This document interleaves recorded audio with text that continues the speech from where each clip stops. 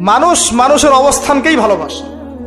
মানুষ কখনোই মানুষের অন্তঃসত্ত্বাকে ভালোবাসে না। অবস্থান আপনার ভালো, আপনার পিছনে মানুষের অভাব থাকবে না।